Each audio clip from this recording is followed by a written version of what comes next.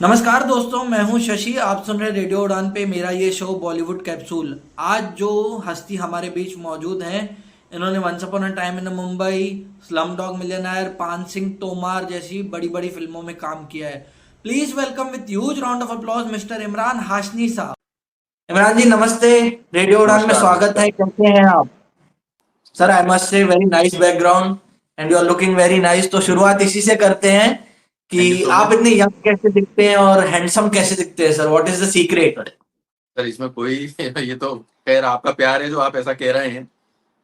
Okay. बाकी जो है वो तो जैसा ऊपर वाले ने भेजा है वैसा है। मैं कुछ बहुत खास कुछ करता नहीं हूँ। हाँ, अ, अगर वैसी बात करते हैं कि कोशिश क्या करता हूँ, तो कोशिश में मैं ये करता हूँ कि मेडिटेशन है, योगा है, जिम है, रनिंग ओके। है और वॉकिंग। ओके। ये 5-6 चीज़ें डेली हैं। और बाकी खाने-पीने में मैं परहेज़ नहीं करता, हर चीज़ खाता हूँ। और वो ये ऐसा ओके। नहीं है कि ये नहीं खाऊँगा, आइसक्रीम नहीं खाऊँगा, तो मीठा नहीं खाऊँगा, तो चाय नहीं पीऊँगा, वो मैं सब करता हूँ। वो कोई वहाँ कोई ओके। परहेज़ नहीं करता, बाकी एक्सरसाइज़ मैं कभी नहीं छोड़ता। ओके, और मेडिटेशन भी आप डेली करते हैं? मेडिटेशन भी डेली करता हूँ और मैं वुशु कुंग-फू ट्रेंड हूँ। प्रैक्टिस अब कम कर दी है, पहले डेली करता था, अब कभी महीने में 2 बार या 1 बार जाके अपने जो मेरे ट्रेनर हैं, वहाँ जाके 1 बार 2 बार प्रैक्टिस करके आ जाता हूँ। तो सर मैं ये कह रहा था कि आप मिड लाइफ में एक्टर बने, मतलब 30+ होने के बाद आप एक्टर बने। तो ऐसे क्यों? हाँ, मतलब यंग एज में आपको नहीं लगा कि एक्टर बनना है? हाँ। देखिए मैंने अ, प्ले शुरू करे थे जब मैं 8th स्टैंडर्ड में था, जब मैं 8वीं क्लास में पढ़ता था। तो मैंने प्ले करना शुरू ओके। करे। वो प्ले क्या थे, वो ड्रामा ड्रामा कहते थे और वो अमेचर थिएटर था। मोहल्ले में करते थे, सारे लोग आते थे, देखते थे। वहाँ से वो एक्टिंग वाला शुरू हुआ। उसके बाद कॉलेज में पहुँचा तो थिएटर थोड़ा बड़े लेवल पे करने लगा, फिर प्रोफेशनल थिएटर करने लगा। लेकिन तब तक कभी ओके। सोचा नहीं था कि फ़िल्म इंडस्ट्री में जाऊँगा। 1-2 बार घर में बात करने की कोशिश करी तो डाँट दिया गया। कि ये सब जितना कर रहे हो बस उतना काफ़ी है, इससे ज़्यादा करने की ज़रूरत नहीं है, उसी में अपना शौक पूरा कर लो, नहीं तो वो भी नहीं करने देंगे। तो उस वजह से वो सब चीज़ें बड़ी मैंने भी बहुत ज़्यादा ज़ोर नहीं मारा। उसके बाद मैं अपनी एजुकेशन कंप्लीट करके मॉरिशस चला गया। मॉरिशस अच्छा। में मॉरिशस में मैंने फिर ये प्लेज़ जो थे मैंने इंग्लिश प्ले शुरू करे, वहाँ पे कल्चरल सेंटर थे उनके साथ जुड़ा। फिर वहाँ पर मैंने इसको properly MSCD Mauritius art and culture development centre का अपना एक जो फ़िल्म मेकिंग का कोर्स होता है, मैंने वहाँ से फ़िल्म मेकिंग का कोर्स करा प्रॉपर। उसमें ओके। जो ओके। उसमें कम वो कंप्लीट कोर्स है, उसके अंदर सारी कंप्लीट मेकिंग आती है, मतलब उसमें एक्टिंग भी है, डायरेक्शन भी है, लाइटिंग भी है, एडिटिंग भी है, वो सारा एक कंप्लीट कोर्स करा। फिर उसके बाद वहाँ से डिसाइड कर लिया कि अब जब मैं इंडिया जाऊँगा तो फ़िल्म इंडस्ट्री में जाऊँगा। फिर मैं आया बॉम्बे और बॉम्बे आने के बाद बॉम्बे आने के बाद भी मैंने सोचा, तब भी सब लोग कह रहे थे कि इतनी बड़ी जॉब छोड़ के हुँ, मैं हुँ, काफ़ी अच्छी जॉब थी मेरी, मैं आईटी इंडस्ट्री में था हुँ। और उस ज़माने में आईटी अच्छा। बूम पे थी और मैं जिस कंपनी में जिन जगहों पे काम करता था, हेड ही करता था, मतलब मैं मेन सीईओ लेवल पे काम करता था। तो अच्छा। उन लोगों को लगा कि वो उतनी सैलरी छोड़ के यहाँ पर आके एक स्ट्रगल करोगे जहाँ पे कि मालूम ही नहीं तुम्हें क्या मिलेगा, क्या नहीं मिलेगा। तो हुँ, ये हुँ, मैंने कहा कि 3 महीने ट्राई करते हैं। तो हुँ, वो 3 महीने जो ट्राई करने के शुरू करे, तो जब मैं हुँ। लोगों से पूछे तो ये भी नहीं मालूम था कि जाते कहाँ हैं। हाँ, एक एड्रेस नहीं मालूम है, गली मोहल्ला नहीं मालूम है, किस जगह जाना है, कहाँ नहीं जाना। अब तो आज के टाइम हुँ। पे जो लोग आते हैं वो पूरे प्रिपेयर्ड होकर आते हैं, उनको सब मालूम रहता है, प्रिपेयर्ड हो क्या थे? हाँ, हाँ, हाँ, पूरी हाँ, हाँ। तैयारी से। वो आधी तैयारी तो आने से पहले कर चुके होते हैं, किससे मिलना है, क्या है, वो बात-वात सब हो चुकी होती है। हमें तो मालूम भी नहीं था कहाँ जाना है। तो हम करते-कराते पहुँचे, सुना था कि बालाजी टेलीफ़िल्म्स वाले जो हैं, बालाजी वाले हैं, वहाँ पे काफ़ी क लोग आते हैं, काम मिलता है। तो वहाँ पे गए तो अंदर हुँ। घुसने नहीं दिया किसी ने। तो वहाँ पे अच्छा। गेट पे ही रोक दिया। तो गेट के ऊपर वो अच्छा। उन्होंने एक बड़ा सारा कार्टन रख रखा था कि इसमें फ़ोटो डाल दो। मैंने तो नहीं डाला, अच्छा। मैंने कहा कि यार ये क्या है, मतलब किसी से मिलने तो दीजिए, मिलवाइए, ऐसे कैसे कि मतलब मैं उसके अंदर लेटर बॉक्स की तरह फ़ोटो डाल के चला जाऊँगा। तो वहाँ पे कुछ हाँ, लोग, कुछ हाँ। एक्टर खड़े हुए थे। तो उन्होंने उनसे बात-वात हुई तो उनमें से एक ने बताया कि मैं 7 साल से हूँ इस इंडस्ट्री में और रोज़ आता हूँ यहाँ पे। एक ने बताया मैं 3 साल से हूँ और आज तक काम नहीं मिला। और 3 साल तो से हो मैं थोड़ा तक काम मैं नहीं मिला। काम डगमगा नहीं गया, मिला। मैंने कहा ये 7 साल और 3 साल की बात कर रहे हैं, मैं 3 महीने का सोच कर आया हूँ। तो मैं वापस जाने लगा तो वो उसने कहा कि अब यहाँ तक आए हो तो फ़ोटो तो डाल दो। तो मैंने कहा हुँ, हुँ, ठीक हुँ। है, तो मैंने वो हाँ। फ़ोटो उसके कहने पे डाल दिया। उसके कहने पे डाल दिया और वो शायद 3 दिन के अंदर मेरे पास कॉल आया ओके। और उसके बाद काम शुरू हुआ। ओके तो ओके। वो और ज्यादा आपके ये कहना ठीक है कि बहुत लेट शुरू करा, लेकिन जब लेट शुरू करा तो मुझे मतलब भागा दौड़ी नहीं करना पड़ी। अच्छा अच्छा अच्छा। Okay okay. और माइटी हार्ट ये मूवी आपने की थी हॉलीवुड में, एंजेलिना जोली, इरफान खान साहब थे, इससे आप कैसे जुड़े? अम, मुझे नाम याद नहीं, किसी कास्टिंग वाले का मेरे पास फोन आया था। उस जमाने अच्छा में, उस टाइम में यहाँ पे हिंदी फिल्मों में कास्टिंग डायरेक्टर नहीं होते थे, अच्छा। लेकिन वो हॉलीवुड फिल्म थी, वहां पे कास्टिंग डायरेक्टर्स होते थे। तो वहां से हाँ किसी कास्टिंग डायरेक्टर का उन्होंने फोन आया कि उन्होंने कहा कि आप आके मिलिए, हम ये फिल्म यहाँ पर कर रहे हैं और ये इसको हिंदी में बनाएंगे और इंग्लिश में बनाएंगे, तो आप आइए। तो मैं वहाँ पे होटल ताज में गया, वहाँ पे उन्होंने मिलने के लिए अच्छा बुलाया था। तो वहाँ पर वो अच्छा उनसे जो डायरेक्टर हैं डैनी बॉयल, उनसे मिला। उन्होंने कहा अच्छा ठीक है, हम इस डेट को शूट करेंगे, आप इस डेट को आप कर रहे हैं। और फिर पेमेंट पेमेंट की जो पैसों की जो बात थी, वो पैसे उस वक्त के हिसाब से और अ, जो नॉर्मली मिलते हैं उससे कम 10 गुना ज्यादा थे। तो अच्छा, 10 कहने गुना की बात, ज्यादा थे। हाँ, जो ओके नॉर्मली देते हैं, तो उन लोगों ने ओके। उन्होंने अपने आप ही उन्होंने बताया कि भाई आपकी फीस ये होगी। ये नहीं पूछा कि आप क्या लेंगे। यहाँ पे तो क्या होता है, जैसे हम बताते हैं हम क्या लेंगे, फिर वो कहते हैं हाँ, नहीं क्या ऐसा लेंगे? वैसा ये वो सब होता है। उन्होंने कहा इस कैरेक्टर की फीस इतनी है, आपको कुछ कहना है हम्म। क्या इस बारे में। मैंने कहा मुझे नहीं कुछ कहना, तो इट वाज नहीं नहीं। ऑलरेडी 10 हाँ। Times higher than what I was expecting. Okay okay. Danny sir के साथ फिर आपने स्लम डॉग मिलियनेयर में भी काम किया, और आपने सोचा था ये जो अरे स्लम नहीं, डॉग मैं जो मिलियनेयर बता रहा मूवी। हूँ, मैं स्लम डॉग की बात कर रहा हूँ, डेनी बॉयल, मैं स्लम डॉग की बात अच्छा कर रहा अच्छा अच्छा, तो सॉरी, मैंने माइटी हार्ट के बारे में पूछा था, हूँ। बट दैट्स अच्छा ओके। सॉरी। ओके, माइटी तो हार्ट का भी सॉरी। बिल्कुल एग्जैक्टली यही था। माइटी हार्ट से भी ओके। कास्टिंग डायरेक्टर का फोन आया, माइकल विंटर बॉटम से मीटिंग हुई, और माइकल विंटर बॉटम ने कहा कि आप ये कर रहे हैं। इसमें एंजेलिना जोली के साथ भी आपने काम किया ना, इरफान भाई, एंजेलिना जोली।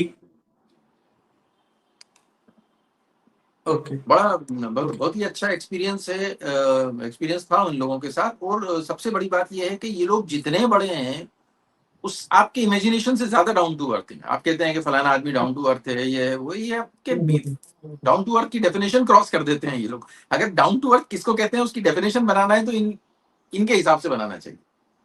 ये होता है ओके। मतलब उस लेवल के ऊपर करते हैं। जब जिस दिन ये सारा फाइनल पैकअप हुआ, तो सबको डिनर के लिए लेकर गए।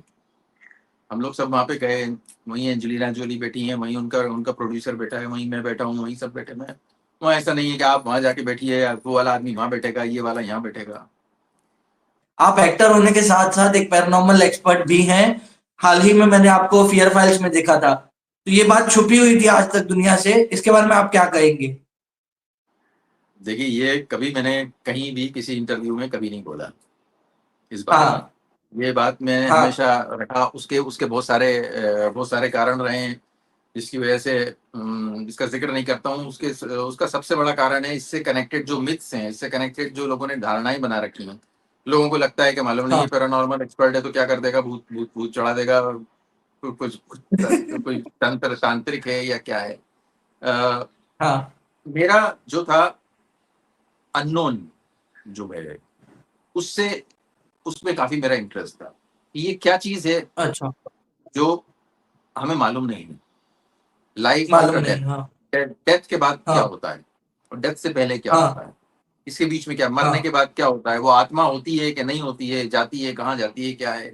तो इसके ऊपर मैंने फिर काफी काफी मेरी अपनी रिसर्च रही, काफी मैंने इसके ऊपर करा। और कुछ चीजें ऐसी थी जो मैं जिसके लिए मैंने कुछ करा नहीं है, जो शायद मैं लेकर आया हूँ।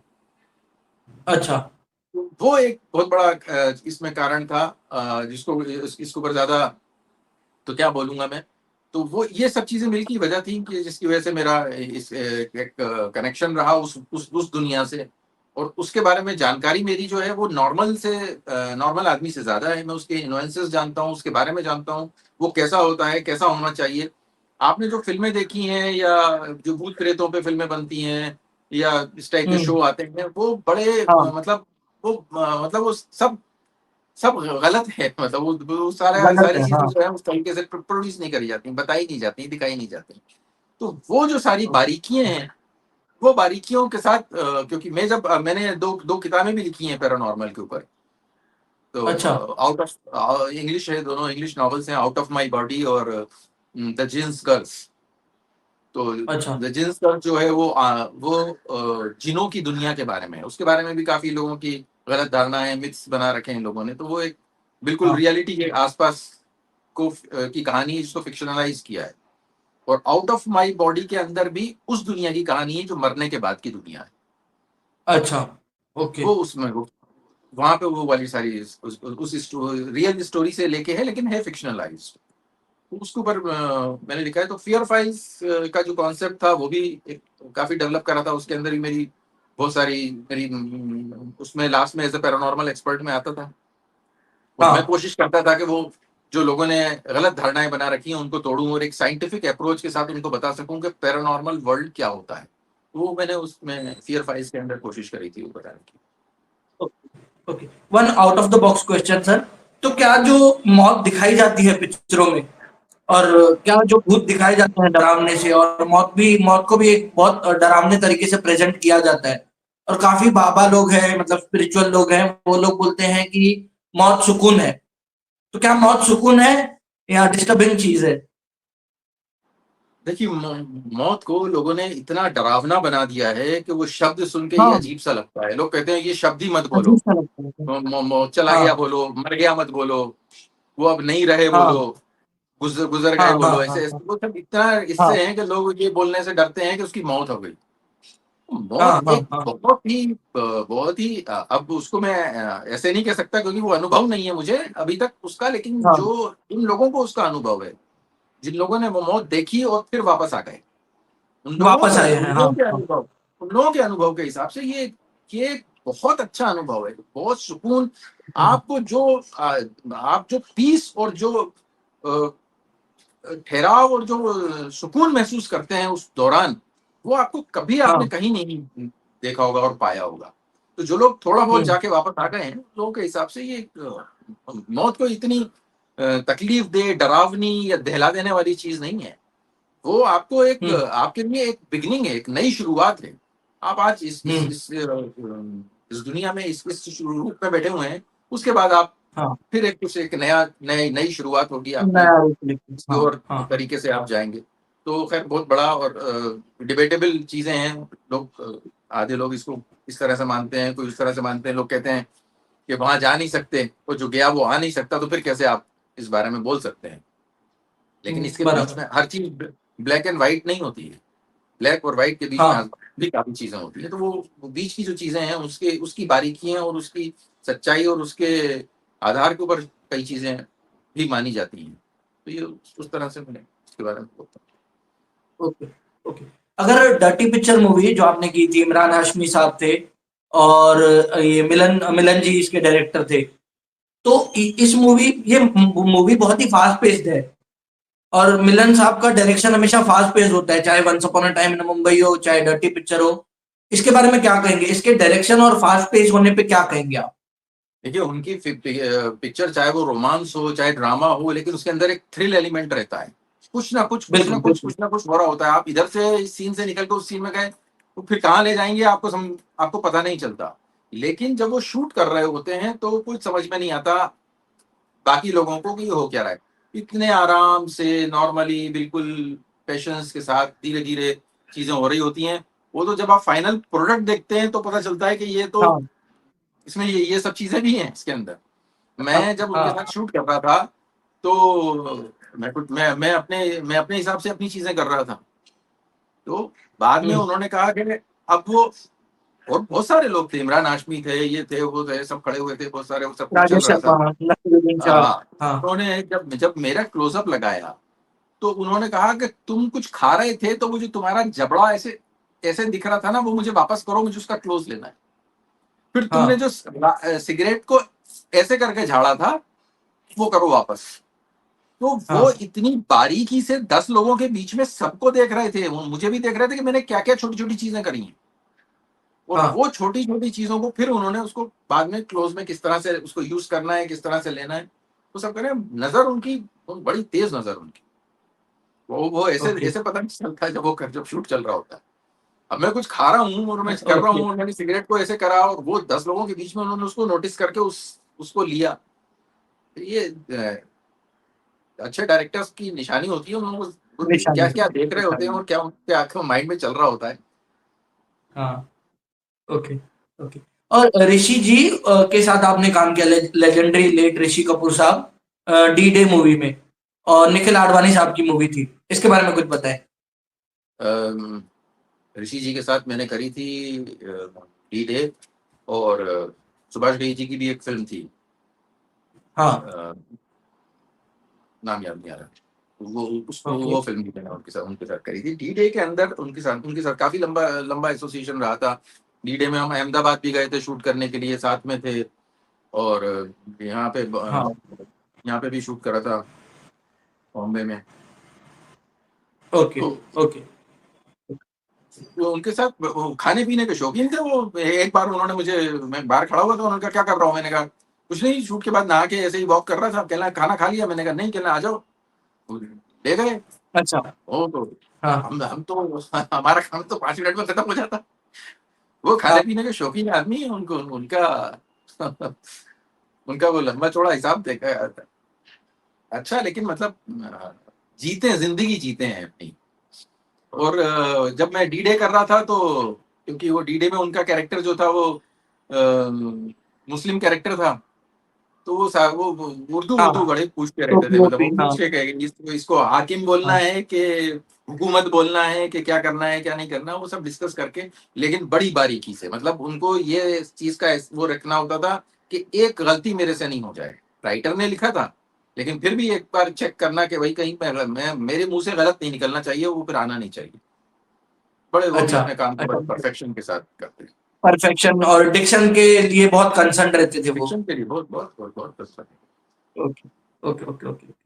और अरशद वारसी और जैकी भगनानी साहब के साथ आपने मूवी की वेलकम टू कराची, और इसमें एक पाकिस्तानी एक्टर भी थे, उनका टीपू टीपू, उनका मेरे को नाम अदनान नहीं याद आ रहा है। अदनान शाह अदनान टीपू। शाह टीपू। हाँ। तो इस मूवी में कैसे एक्सपीरियंस था आपका? देखिए, ये मूवी पूरी शूट हुई थी लंदन में, अच्छा, और इसके अंदर जो पाकिस्तान है वो पूरा लंदन है। अच्छा। और जिसमें ओके। सबसे हैरानी की बात ये थी कि मुझे मुझे लगता नहीं था, मेरे समझ में नहीं आया लंदन को पाकिस्तान कैसे दिखा सकते हैं। कैसे बनाएंगे, हाँ, मतलब। पाकिस्तान दिखा, और ऐसा नहीं है कि वो लंदन का आपने घर में कमरे के अंदर कह दिया कि ये कमरा पाकिस्तान में है तो चलेगा। लेकिन जब आप हाँ। सड़कें गलियां दिखा रहे हैं, मजार दिखा रहे हैं वहां पर, और सारे लोग पाकिस्तानी दिख रहे हैं, भीड़ है, मतलब पूरी पूरी, मतलब भीड़, मतलब 500 लोगों की भीड़ है उसमें। आप हम्म। चल रहे हैं, सड़क के किनारे दुकानें हैं, सब कुछ है, लेकिन वाशु भगनानी जी ने पूरा पाकिस्तान क्रिएट कर दिया था लंदन के अंदर। और अच्छा। एक बार हाँ, आपको लगेगा नहीं कि वो पाकिस्तान नहीं है। और ऐसा हाँ। नहीं है कि वो फिल्म के कुछ पार्ट लंदन में शूट हुआ, पूरी फिल्म स्टार्ट टू फिनिश उन्होंने लंदन में शूट करी है, और वो पूरी फिल्म अच्छा। पाकिस्तान में। और कहीं ओके, नहीं लगता कि वो पाकिस्तान नहीं है। ओके, ओके, और ओके। अरशद वारसी तो नेचुरली ह्यूमरस हैं। हम्म। उनका ह्यूमर तो ऐसे ही निकलता है। जब ऐसे ही शूट नहीं निकलता हो है। रही जब शूट नहीं हो रही होती, जैसे अभी अभी शॉट लगने वाला है, तो आप वो, मतलब यूनिट बहुत बड़ा यूनिट था, 150-200 लोगों का हाँ, यूनिट। हाँ, हाँ। आपको पता चल जाएगा कि अरशद वारसी कहाँ पर हैं। आपको कहाँ एक पर जगह है? भीड़ भीड़ दिखेगी और हंसने की आवाजें आ रही होंगी, आप समझ जाइए वहां पे हाँ, अरशद वारसी है इस टाइम। अरशद वारसी। हाँ, हाँ। नेचुरली उनसे बात भी करेंगे ना, तो आप 4 लाइन अगर उन्होंने बोली है, तो आप चारों बात कुछ ना कुछ ऐसी बात बोल देते हैं कि वो उसमें से नेचुरली ह्यूमर निकल कर आता है, आप हंस रहे होते हैं। Okay, okay. और अदनान शाह टीपू, ये जो पाकिस्तानी एक्टर है, उन्होंने कजरारे में भी काम किया था, तो इनसे कुछ आपकी बातचीत हुई थी ऑन सेट्स? हाँ, अदनान शाह के साथ तो आज भी होती है। ओके, तो ओके। आज भी अदनान शाह टीपू जो है वो टच में है, और उन्होंने उनके कई वायदे अभी पूरे होना बाकी हैं। उन्होंने कुछ वादे कर रखे हैं जो अभी, तो वो ये वीडियो देखेंगे तो उनको याद आएगा। याद आएगा। तो वो बिल्कुल, बड़ा बड़ा बिल्कुल। जोली आदमी, बहुत ही खुले दिल के, हाँ। अच्छे से, ओके। और एक्टर तो बहुत कमाल का है, कमाल के एक्टर हैं। और बिल्कुल, बिल्कुल, बिल्कुल। फ्री फ्लोइंग है, मतलब ऐसा नहीं है कि मेहनत कर रहे हैं, कस के कर रहे हैं और ऐसे कर दूंगा वैसा कर दूंगा, करते हैं और हो नेचुरली। जाता है, टाइप का उनका फ्लो है, बहुत बहुत कमाल के एक्टर। Okay, okay. और आपका नाम है इमरान हाशमी, किसी ने आपको इमरान हाशमी समझा हो गलती से, ऐसे कभी हुआ है नाम की वजह से? ऐसा इतनी बार हुआ अच्छा। है कि मैं फिर उसके बाद पहले क्या था कि जिसके पास नंबर नहीं होता है तो वो व्हाट्सएप में आपका कॉन्टेक्ट, आपका फोटो वोटो नहीं देख पाता है। हाँ, हाँ, बिल्कुल। तो उसमें एक ऑप्शन होता है कि अगर आपके पास कांटेक्ट नहीं है तो भी आप देख सकते हैं। हाँ। वो ऑप्शन अब व्हाट्सएप में आना शुरू हुआ है, तो वो ऑप्शन मैंने अब डाला है उसके अंदर, जिसकी वजह से फोन आना अच्छा, कम हुए। नहीं तो कम हो गया। डायरेक्टर प्रोड्यूसर्स के फोन आते थे। फिर उसके बाद अ, गुजरात का एक गर्ल्स कॉलेज था, उस गर्ल्स अच्छा, हाँ, कॉलेज से सबसे ज्यादा फोन आते थे मेरे पास, रात में आते थे। वो लड़कियों को कहीं से वो नंबर इमरान हाशमी का समझ के मिल गया था, मिल गया और था। वो इमरान हाशमी समझ के फोन करा करती थी, और मैं उनको बताता रहता था कि मैं इमरान हाशमी नहीं हूँ। तो यकीन तो कोई, उनको लगता था कि है तो इमरान हाशमी लेकिन झूठ बोल रहा है। झूठ झूठ बोल रहे हैं आप, हाँ। तो वीडियो कॉल्स और फोन कॉल्स, वीडियो कॉल्स उस टाइम, अब तो नहीं इतना आता, लेकिन उस टाइम जब इमरान हाशमी अपने पीक पे थे तो बहुत लड़कियों के फोन आते थे। और उसके अच्छा, बाद एक करेक्ट। गलती किसी ने ऐसा करी थी कि वो जो यहाँ पे एक इंडियन फिल्म डायरेक्टरी है जिसमें सारे फिल्म वालों के नंबर डले रहते हैं। नंबर होते हैं, फिल्म मालूम नहीं वालों क्या के करा नंबर कि इमरान हाशमी का नाम लिखा हुआ है, इमरान हाशमी का एड्रेस लिखा और हुआ है, और नंबर मोबाइल आपका है। नंबर मेरा है। वो अच्छा, करेक्ट करेक्ट करवाया, तो अब जो नई प्रिंट होकर आई तो उसमें वो नंबर नहीं है, तो उसकी वजह से भी सुकून है। तो ये दो गलतियां थी, ओके। एक तो नाम बड़ा सिमिलर सा था, और बची कुची कसर वो नंबर वालों ने पूरी कर दी थी। नंबर वालों ने पूरी कर दी। क्योंकि यस। जब मुझे आपका नंबर मिला तो मेरे को लगा, अब हसनैन सर ने दिया था मुझे आपका नंबर, तो मुझे लगा हाँ। इमरान हाशमी का नंबर मुझे कैसे देंगे, वो इतने बिजी आदमी, वो कहाँ मुझे इंटरव्यू देंगे। अभी रिसेंट में मैंने उनको कॉल किया था, उन्होंने कॉल नहीं उठाया। दो तीन बार मैंने कॉल, दो तीन मरतबा उनको कॉल किया है, उन्होंने नहीं उठाया। नहीं, ठीक है। आप करिए, और उठाते हैं आगे। वो जब उनके पास अच्छा। वक्त होगा तो उठाएंगे। Okay, okay. और मैं ये आपसे पूछना चाहूंगा कि आपने वेब सीरीज नहीं की, आपने फीचर फिल्म तो काफी सारी की, वेब सीरीज की है आपने कभी?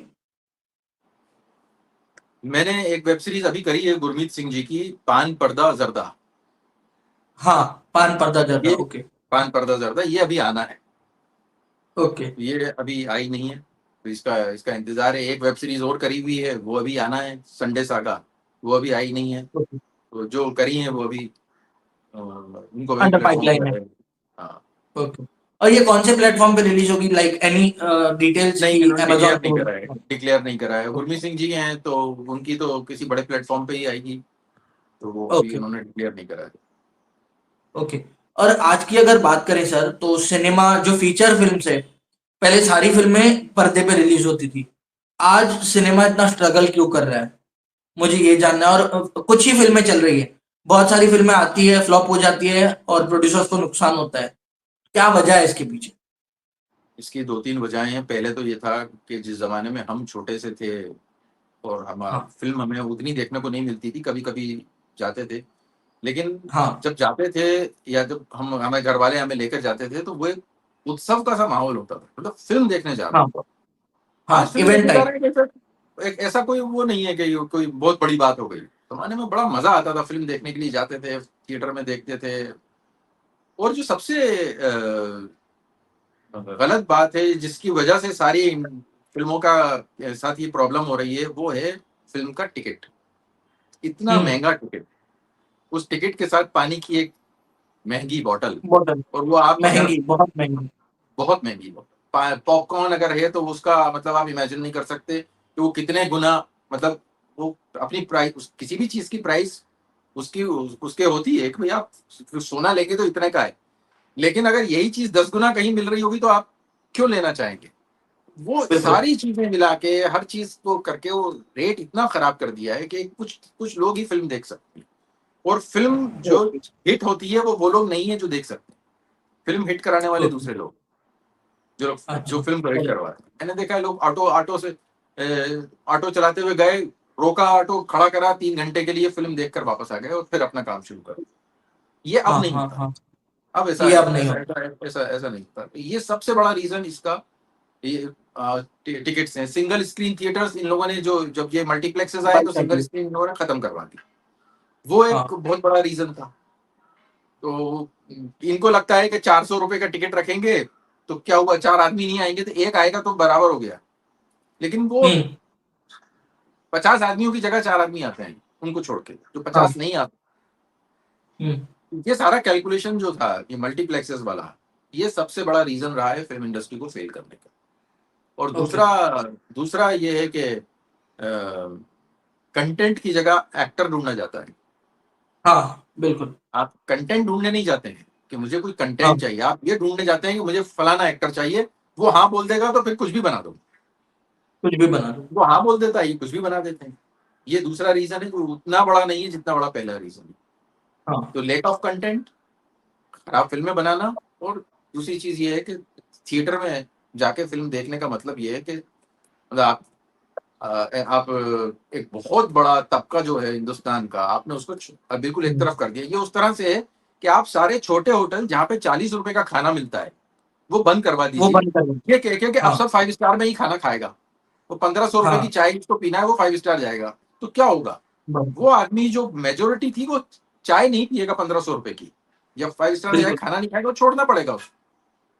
ये इस हाँ तरह से इन लोगों ने करा है कि वो 40 रुपए वाला होटल बंद कर दिया, अब ये कहा है कि जिसको खाना है वो 3000 रुपए वाले होटल में जाके खाएगा। ओके। ओके। और कहीं ना कहीं आपको लगता है यूट्यूब, ये जितने सारे प्लेटफॉर्म्स हैं, वो भी इसके पीछे रीजन है कि अगर इंसान को 100 रुपए में 100 फिल्में देखने मिल रही है तो 100 रुपए 200 रुपए खर्च करके एक फिल्म क्यों देखेगा? वो बहुत छोटा सा रीजन है जो कि फिर वही अच्छा। वाले रीजन का सब्स्टिट्यूट है, क्योंकि आप हाँ 400 रुपए का टिकट नहीं लेके आप यूट्यूब पे देख लेते हैं, वो अलग बात है। लेकिन अगर वही सिंगल स्क्रीन थिएटर का एक सस्ता सा वाला होगा तो मैं यूट्यूब में देखना कभी प्रेफर नहीं करूँ। नहीं जो बिल्कुल मजा नहीं बिल्कुल। स्क्रीन में देखने का है, जो सब लोगों के साथ बैठ के एक बड़ी स्क्रीन का जो मजा है, वो यूट्यूब दे ही नहीं सकता आपको, चाहे उसमें कितनी बड़ी हिट फिल्म आप देख लें यूट्यूब से। Correct correct. और इसी टॉपिक को अगर और मैं एनहेंस करूं, अभी मैं विशेक चौहान साहब हैं, उनका एक इंटरव्यू देख रहा था। उसमें उन्होंने कहा कि आजकल लोग बहुत, पहले लाउड एक्टिंग चलती थी, अमिताभ बच्चन साहब, धर्मेंद्र, जितेंद्र, सनी देओल, वो लोग लाउड एक्टिंग करते थे, और अभी एक्टर्स धीरे धीरे बोलते हैं, अजीब अजीब से एक्सप्रेशंस देते हैं। इसके पीछे क्या वजह, अभी ये एक्टिंग ऐसी अजीब गरीब सी एक्टिंग क्यों कर रहे हैं लोग? ये ये आजकल कहाँ से लेकर आए हैं? ज्यादातर तो हम हाँ लोग क्या है, हम लोग हर चीज बाहर से कॉपी करते हैं, विदेशों से। तो विदेशों से। हॉलीवुड हाँ से उठा के लेकर आते हैं यहाँ पर, और उसी को जो भी चीज विदेश की होती है हमें लगता है वो सबसे सही है और परफेक्ट है। हम लोग जो हैं, हम्म। हम लोग अ, हम लोग इमोशंस वाले लोग हैं, और हम लोगों के इमोशंस लाउड होते हैं। लाउड होते हैं। हम लोगों के यहाँ कोई मर जाता है तो रोने की आवाजें बाहर तक आती हैं हाँ कि इस घर में किसी की कोई मरा है। बाहर विदेशों में लोग चुप खड़े रहते हैं। वो फर्क यहाँ हाँ। के कल्चर और वहाँ के कल्चर में है, वहाँ के इमोशंस और यहाँ के इमोशंस में। हमें जब हम हम्म। हंसते हैं तो हम हा हा हा, हम हंसते हैं ठाका मार बिल्कुल। के, तो भाई मजा आया, हाँ खूब मजा आया, और कैसा है हाँ तू, अरे कभी कई दिन बाद मिला, हा हा हा।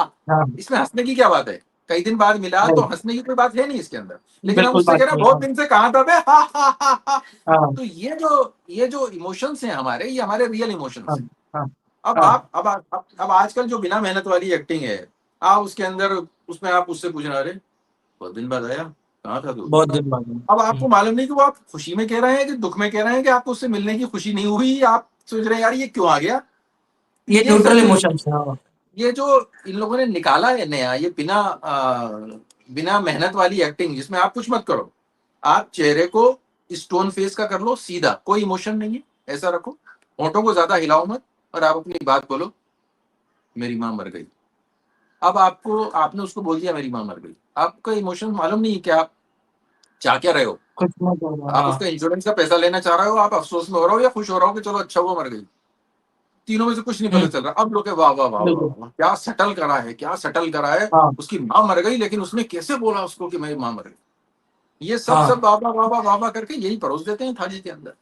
अरे हम्म। वो इमोशन है तो है हम लोगों के बीच में। हम लोगों का जो ओके। इमोशन का जो हिंदुस्तानियों का तरीका, आप फिल्म हिंदुस्तानियों के लिए बना रहे हैं ना, और हिंदुस्तानी देख रहे बिल्कुल हैं, बिल्कुल तो वो बिल्कुल उसी इमोशन में होना चाहिए, उसी तरह से बनना चाहिए।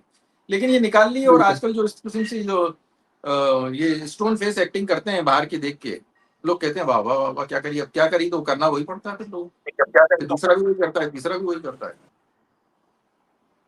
बिल्कुल बिल्कुल। और अगर सर आज बात करें, पहले एक कास्टिंग डायरेक्टर या एक डायरेक्टर सीधा एक एक्टर के पास पहुंच सकता था, और आज बिचौलिए बहुत है, एजेंट्स बहुत है, जिनका कुछ काम धंधा नहीं है, वो सिर्फ लोगों से कांटेक्ट करवाते हैं और बीच का कमीशन खाते हैं। और फिर जो एक्टर्स के मैनेजर्स हैं, एक्टर का स्टाफ है, कुछ भी किसी भी तरह की एक्टिंग कर ली वो लोग वाह वाह वाह वाह करते हैं। तो ये बिचौलिए इनके ऊपर आपका क्या कहना है? ये तो खैर हर जगह ही होते हैं, हर चीज में होते हाँ हैं।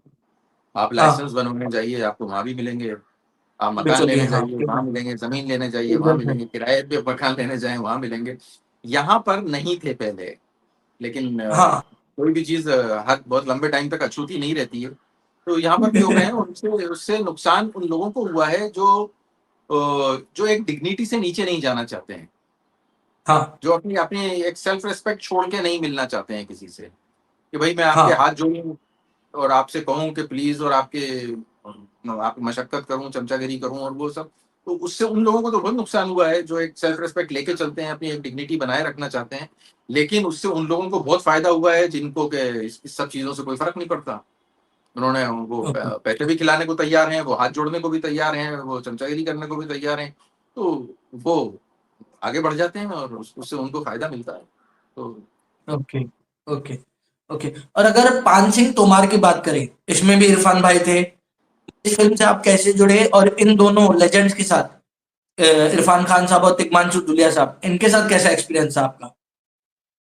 देखिए, आपने मुझसे पूछा था कि मैं लेट क्यों आया था और मुझे काम कैसे मिला, तो मैं हाँ आपको उस टाइम बता रहा था कि हाँ मैंने वो फोटो डाला था और मुझे काम मिल गया था। उसी हाँ दौरान मैं तिग्मांशु धूलिया से पहली बार मिला। उस वक्त ओके तिग्मांशु धूलिया जो थे वो चरस फिल्म की शूटिंग कर रहे थे फिल्म सिटी में।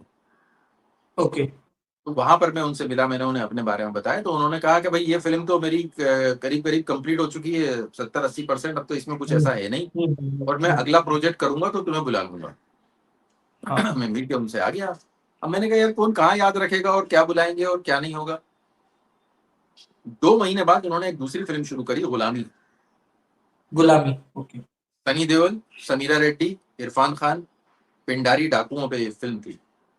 हाँ उनका कॉल आया, उन्होंने बुलाया मुझे और उन्होंने मुझे रोल दिया। वो बहुत बड़ा रोल था। मतलब रोल क्या था, वो ब्रेक था मेरे लिए, हाँ हाँ बहुत बड़ा रोल था। तो इरफान खान समीरा रेड्डी इरफान खान की बहन थी। समीरा रेड्डी सनी देओल से प्यार करता था, मैं समीरा रेड्डी से प्यार करता था।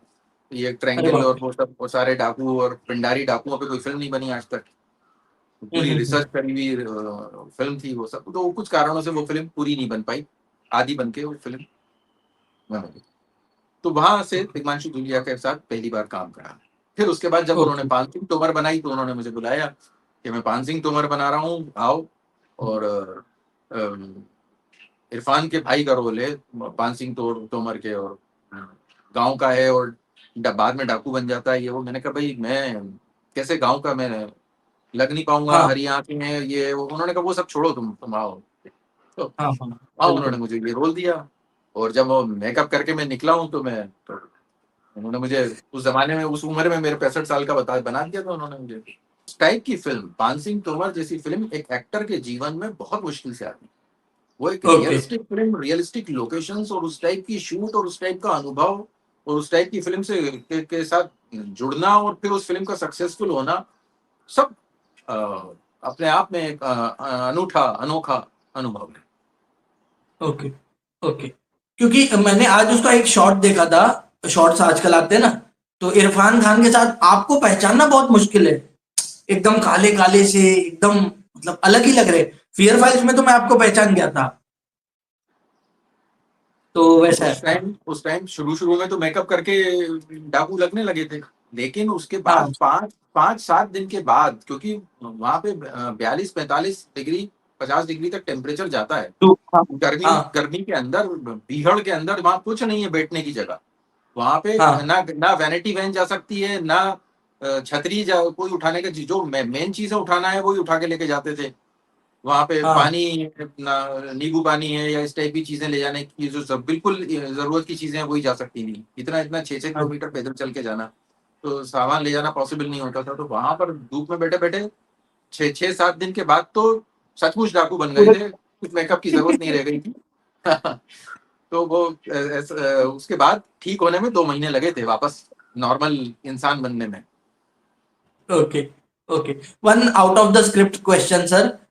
मोदी, नरेंद्र मोदी जी पे आपने फिल्म की थी विवेक ओबेरॉय साहब के साथ, उसके बारे में कुछ बताइए, यानी बिहाइंड द सेट मेमोरी। लेकिन उससे पहले मैं पान सिंह तोमर की एक बात पूरी कर लेना चाहता हूँ बिल्कुल बिल्कुल बिल्कुल कि बिल्कुल। तिग्मांशु धूलिया अपने आप में बड़े परफेक्शनिस्ट वाले डायरेक्टर हैं, लेकिन उनका जो परफेक्शनिज्म है वो ऐसा नहीं है कि वो 75 टेक लिए जा रहे हैं, फिर जाके हम्म। एक मिला और कहा वाह वाह वाह वाह फाइनली ले लिया।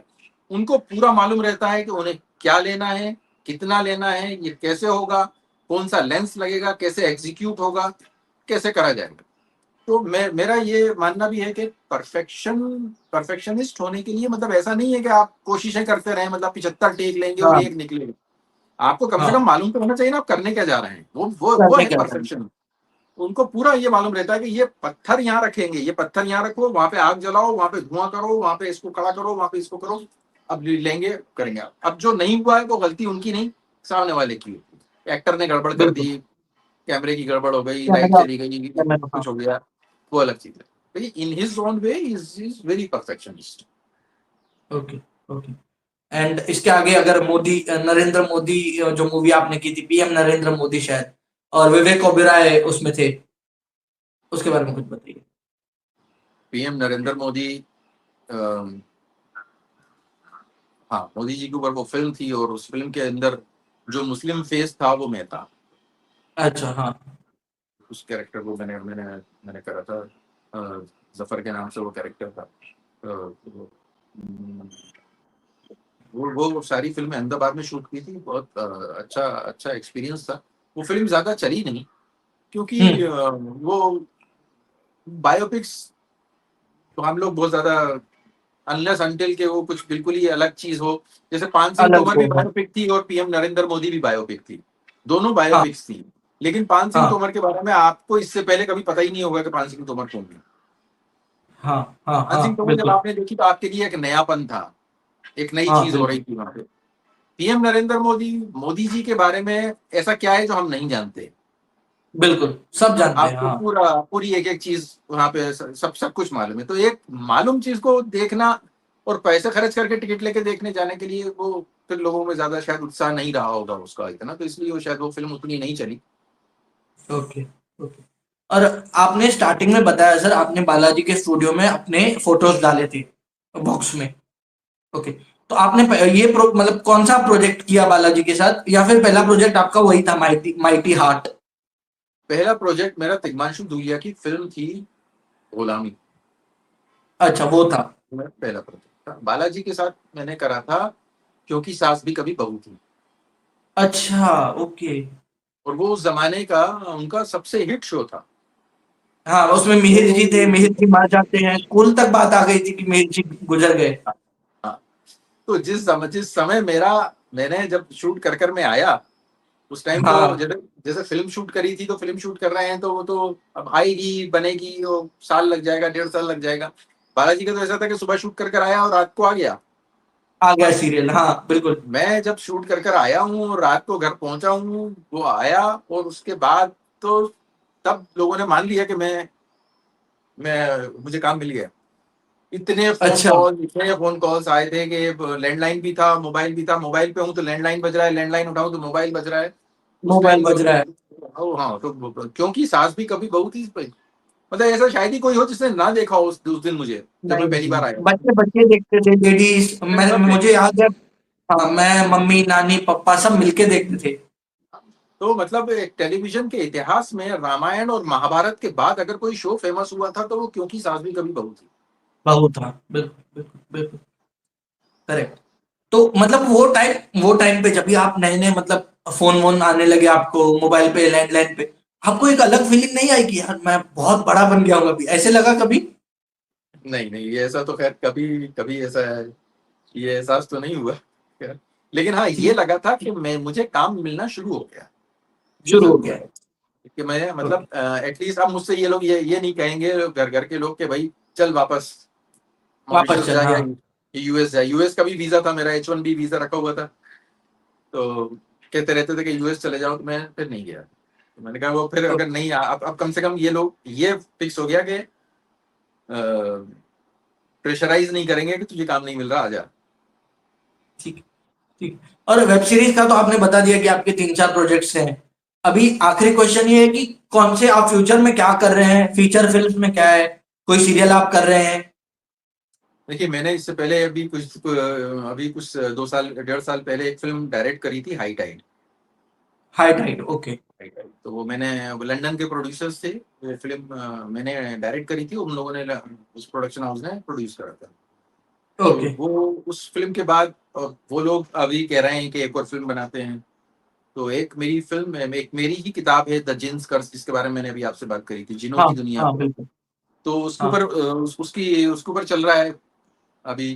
तो ओके। उस फिल्म को शूट करने के लिए एज अ डायरेक्टर, तो वो फिल्म शूट करूंगा। और एक एक वेब सीरीज शूट हो रही है। आप कह रहे थे कि वेब सीरीज नहीं करता है, तो वेब सीरीज कर रहा हूँ। तो ओके। उसका भी कोई टाइटल नहीं है। तो ये दो दो काम मैं अभी कर रहा हूँ। Okay. Okay, thank you very much sir, आपने इतना टाइम निकाला हमारे लिए। और बहुत ही फ्रेंडली टाइप का इंटरव्यू था। और wishing you all the best for your future. भगवान करे आप हमेशा खुश रहें सर। अरे sir, thank you so much, so kind of you. Thank you so much.